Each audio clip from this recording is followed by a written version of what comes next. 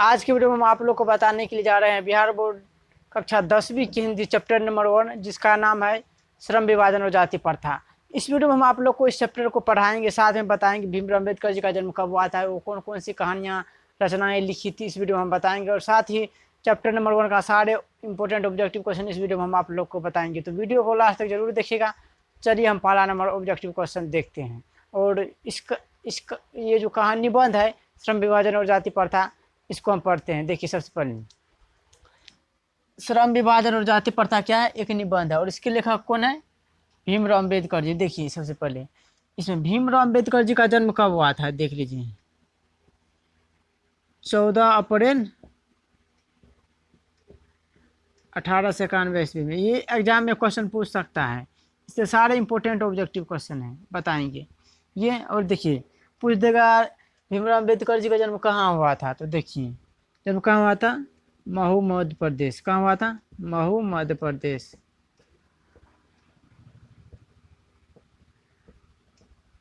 और अगला क्वेश्चन हम चलिए बताते हैं। और साथ में देखिए इस कहानी इस निबंध को हम पढ़ते भी है। देखिए बुक में दिया है बाबा साहेब भीमराव अम्बेडकर जी का जन्म कब हुआ था, 14 अप्रैल 1891 ईस्वी में। ये सब याद करते चलिएगा, कब जन्म हुआ था, 14 अप्रैल 1891 ईस्वी में। बोल रहे हैं ईस्वी में महू मध्य प्रदेश में एक दलित परिवार में हुआ था। तो भीमराव अम्बेडकर जी का जन्म कहाँ हुआ था, महू मध्य प्रदेश में, एक दलित परिवार, यानी कि निचला वर्ग के परिवार जो होते हैं, जो गरीब वर्ग के जो आते हैं, वही हुआ दलित परिवार। और साथ में करें मानव मुक्ति की प्रोदा, बाबा साहब अपने समय के सबसे सुपठित जनों में से एक थे। कह रहे हैं बाबा साहब भीमराव अम्बेडकर जी अपने समय में सबसे सुपठित जनों में से एक थे। कौन, बाबा साहब भीमराव अम्बेडकर जी। अब आगे देखिए, प्राथमिक शिक्षा बड़ौदा पर उच्चतर शिक्षा के लिए न्यूयॉर्क, फिर अमेरिका, वहाँ से लंदन, इंग्लैंड गए। बोल रहे हैं शिक्षा के बाद बड़ौदा नृत्य के प्रोत्साहन पर उच्चतर शिक्षा के लिए कहाँ गए थे, न्यूयॉर्क। फिर कहाँ गए, फिर वहाँ से लंदन गए थे, इंग्लैंड। बोल रहे हैं उन्होंने संस्कृत का धार्मिक, पौराणिक और पूरा वैदिक वाड में अनुवाद के जरिए पढ़ा और ऐतिहासिक सामाजिक क्षेत्र में अनेक मौलिक स्थापनाएं प्रस्तुत की हैं। देखिए एक और क्वेश्चन पूछ सकता है एग्जाम में, इंपॉर्टेंट है। बाबा साहेब भीमराव अम्बेडकर जी किस प्रकार के परिवार से बिलोंग्स करते थे या निवास करते थे, तो इसका ऑप्शन में रहेगा एक दलित परिवार। तो आप एक दलित परिवार में इस क्वेश्चन को टिक लगाए, क्योंकि बाबा साहेब भीमराव अम्बेडकर जी एक दलित परिवार से निवास करते थे। चलिए हम आगे आप लोग को बताते हैं। बोल रहे हैं सब मिलाकर वे इतिहासक, मीमांसक, विधिवेता और क्या कहते हैं, अर्थशास्त्री, समाजशास्त्री, शिक्षाविद तथा धर्म दर्शन के व्याख्यात बनकर उभरे। कौन, बाबा साहेब भीमराव अम्बेडकर जी। देखिए हम जो पढ़ा रहे, इससे पहले आप क्या कीजिए, घर पर पढ़ा कीजिए प्रत्येक चैप्टर को। अब आगे देखिए, तो या इससे क्या होता है जानते हैं, याद करने में आप लोग को सहूलियत होगी, क्योंकि आप लोग को एग्जाम का समय भी आ रहा है, तो इसे में तैयारी बढ़िया से कीजिए। तो अब बोल रहे हैं स्वदेश में कुछ समय वकालत भी किए। बोल रहे बाबा साहेब भीमराव अम्बेडकर जी जो थे, वो क्या किए, स्वदेश में यानी कि भारत में वकालत भी किए थे। कौन, बाबा साहेब भीमराव अम्बेडकर। आगे देखिए, कहते समाज और राजनीति में बेहद सक्रिय भूमिका निभाते हुए। बोल रहे हैं समाज और राजनीति में बहुत ही बेहद सक्रिय भूमिका निभाते हुए उन्होंने अछूत मतलब कि जिसे हीन भावना से देखते हैं, निचला वर्ग होते हैं, स्त्रियों और मजदूरों को मानवीय अधिकार व सम्मान दिलाने के लिए क्या किया, अथक संघर्ष किए। कौन, बाबा साहेब भीमराव अम्बेडकर जी। अब चलिए आगे हम पढ़ते हैं कि बोल रहे हैं उनके चिंतन किसके, बाबा साहेब भीमराव अम्बेडकर जी है, उसके चिंतन एवं रचनात्मक के मुख्यतः 3 प्रेरक व्यक्ति थे। देखिए ये भी, इससे भी एग्जाम में क्वेश्चन आ सकता है, तो ये इसको भी आप हाईलाइट कर लीजिए किताब में, हिंदी की किताब में। बोल रहे उसके मुख्य 3 प्रेरक व्यक्ति कौन थे, देखिए यहाँ पर देखिए कौन थे, बुद्ध थे, महात्मा बुद्ध, कबीर, और कौन थे, ज्योतिबा फुले। अब चलिए हम अगला क्वेश्चन आगे देखते हैं। करे उनके चिंतन में रचनात्मक मुख्यतः 3 प्रेरक व्यक्ति रहे। कौन कौन, बुद्ध, कबीर और ज्योतिबा फुले। आप ये कमेंट बॉक्स में भी जरूर बताइएगा कौन कौन थे। बोल रहे भारत के संविधान निर्माण में उनकी महती भूमिका और एक निष्ठ समर्पण करने आज हम भारत संविधान के निर्माता का श्रद्धांजलि अर्पित करते हैं। एक क्वेश्चन यहाँ पर इससे भी आ सकता है, किसे भारतीय संविधान का निर्माता कहा जाता है? तो बाबा साहब भीमराव अम्बेडकर जी का। बाबा साहब भीमराव अम्बेडकर जी का मृत्यु दिसंबर 1956 ईस्वी में दिल्ली में बाबा साहब का निधन हुआ था। देखिए, बाबा साहब भीमराव अम्बेडकर जी का निधन कब हुआ था? 1956 ईस्वी में। दिसंबर 1956 ईस्वी में हुआ था।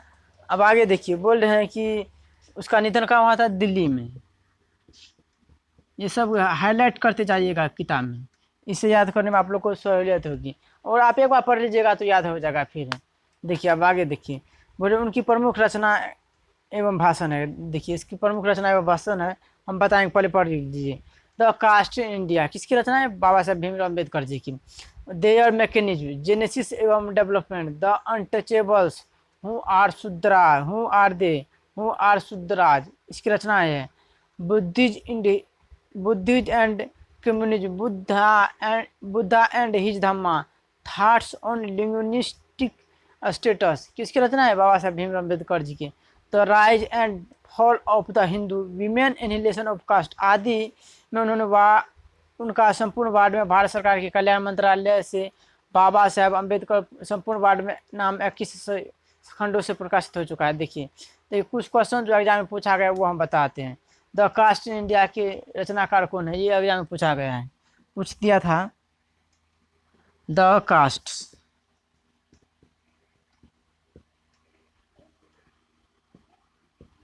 Cast in India, the caste in India के रचनाकार कौन है?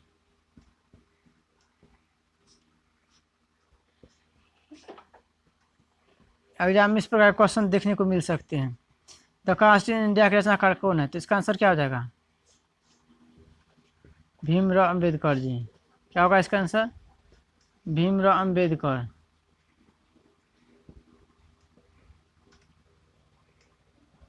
देखिए ये सब याद करते जाइए, उसकी रचना ऐसे भी क्वेश्चन रहते हैं एग्जाम में। अब बोल रहे हैं यहाँ प्रस्तुत पाठ बाबा साहब के विख्यात भाषण एनिहिलेशन ऑफ कास्ट के ललय सिंह यादव द्वारा हिंदी रूपांतर जाति भेद का उच्छेद से कंचित संपादन के साथ लिया। यह भाषण जाति पाति तोड़क मंडल लाहौर के वार्षिक सम्मेलन सन 1936 के अध्यक्ष भाषण के रूप में तैयार किया गया था। कौन भाषण? Annihilation of caste. देखिए इसका हिंदी रूपांतरण कौन किए थे? ललय सिंह यादव। देखिए आगे, अब आप लोग ये सब ये इम्पोर्टेंट जो था वो हमें यहाँ पर लिखा है। अब चलिए आगे हम बताते हैं आप लोगों को।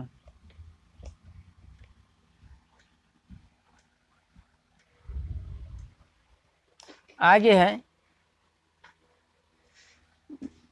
देखिए श्रम विभाजन क्या है? श्रम विभाजन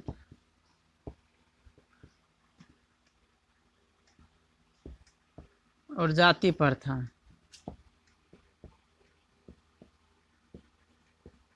का हिंदी रूपांतरण किसने किया?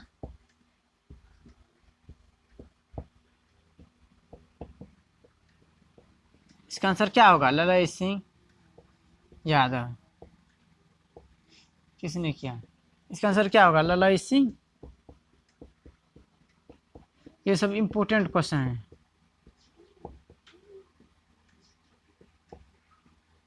देखिए अब बोल रहे हैं इस चैप्टर में क्या पढ़ने के लिए। इसके हिंदी रूपांतरण कौन किए थे? ललय सिंह यादव। देखिए परंतु इनकी क्रांतिकारी दृष्टि से आयोजकों की पूर्णतः सहमति न बन सकने के कारण सम्मेलन स्थगित हो गया। यह पढ़ा न जा सका। बाद में बाबा साहब ने स्वतंत्र पुस्तक का रूप दिया। प्रस्तुत जाति प्रथा पर मानवता, नरसंगिक न्याय एवं सामाजिक सद्भाव की दृष्टि से विचार करते हैं। जाति प्रथा की विषमतापूर्वक सामाजिक आधारों, रूढ़ों, पूर्वग्रहों और लोकतंत्र इसके लिए अस्वास्थ्यकर प्रकृति पर यहाँ एक संभ्रात अधिवक्ता का दृष्टिकोण उभर सका है। भारतीय लोकतंत्र के भावी नागरिकों के लिए आलेख अत्यंत लाभ शिक्षाप्रद है। देखिए इसमें जो इम्पोर्टेंट क्वेश्चन था वो हम बताए, यानी लेखक परिचय था। अब हम देखिए आगे में क्या है। आगे में है चैप्टर नंबर 1 का जो निबंध है श्रम विभाजन और जाति प्रथा। आप लोग साथ साथ में किताब उल्टा करके देखते चलिए।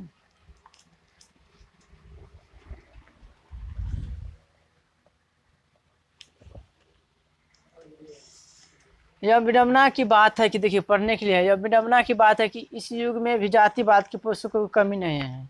लेखक बोल रहे हैं इसके पोषक कई आधार पर इसका समर्थन करते हैं। समर्थन का एक आधार यह कहा जाता है कि आधुनिक सभ्य समाज कार्य कुशलता के लिए श्रम विभाजन को आवश्यक मानता है, और चूंकि जाति प्रथा भी श्रम विभाजन का ही दूसरा रूप है।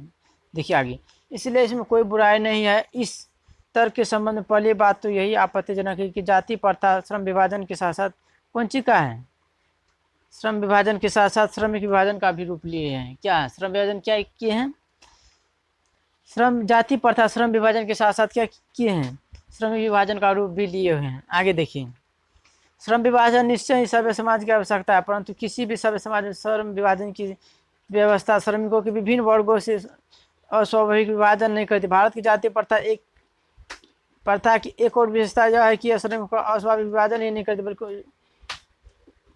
बल्कि विभाजन वर्गों को एक दूसरे की अपेक्षा उच्च नीच का भी करार देती है। कौन सी जाति प्रथा, जो कि विश्व किसी भी समाज में देखने को नहीं मिलते, समाज में नहीं पाया जाता है। ये जाति प्रथा को यदि श्रम विभाजन मान लिया जाए तो यह स्वाभाविक विभाजन नहीं है, क्योंकि यह मनुष्य की रुचि पर आधारित नहीं। देखिए जाति प्रथा को यदि श्रम विभाजन मान लिया जाए तो यह स्वाभाविक विभाजन नहीं है। क्या है, स्वाभाविक विभाजन नहीं है। आगे देखिए, क्योंकि यह मनुष्य की रुचि पर आधारित नहीं है। एक कुशल व्यक्ति या सक्षम श्रमिक समाज का निर्माण करने के लिए आवश्यक है कि वह हम व्यक्ति क्षमता इस सीमा तक विकसित करे जिससे वह अपने पेशा या कार्य का चुनाव स्वयं कर सके। इस सिद्धांत के विपरीत जाति प्रथा का दूसरी सिद्धांत यह है कि इस मनुष्य की प्रशिक्षण अथवा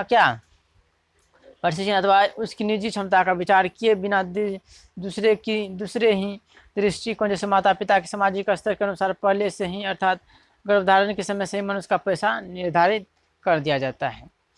आगे लिखा है, जाति प्रथा पैसे का दोष पूर्व निर्धारण नहीं करती है, बल्कि मनुष्य को जीवन भर के लिए एक पैसे में बांध देती है।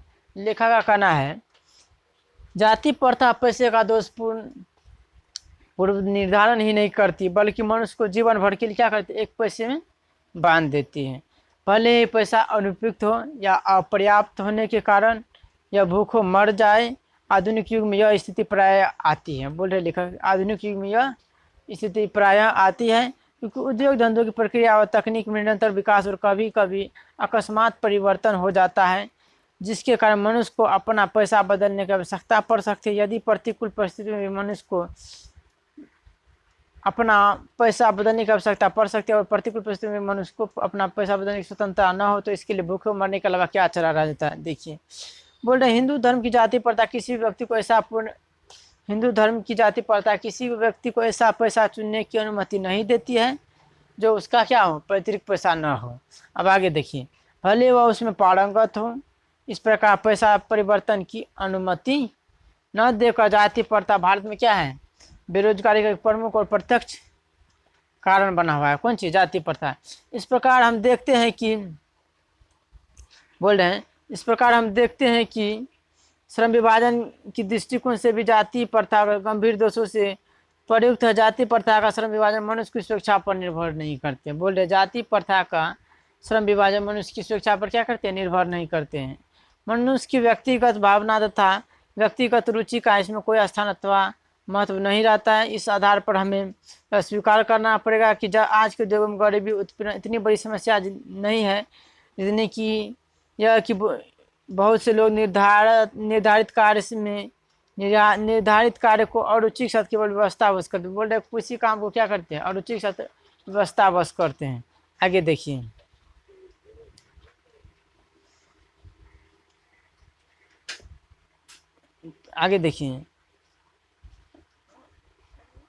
बोल रहे ऐसी स्थिति में ऐसी स्थिति स्वतः मनुष्य को दुर्भावनाओं से ग्रस्त रहकर टालू काम करने और कम काम करने के लिए प्रेरित करते हैं। ऐसी स्थिति में जहाँ काम करने वाला का न दिल लगता है न दिमाग को कुशलता कैसे प्राप्त की जा सकती है। अतः यह निर्वाहवाद रूप से सिद्ध हो जाता है कि आर्थिक पहलू से भी जाति प्रथा हानिकारक पड़ता है, क्योंकि यह मनुष्य की स्वाभाविक प्रेरणा, रुचि व आत्मशक्ति को दबाकर उन्हें अस्वाभाविक नियमों में जकड़ कर निष्क्रिय बना देती है।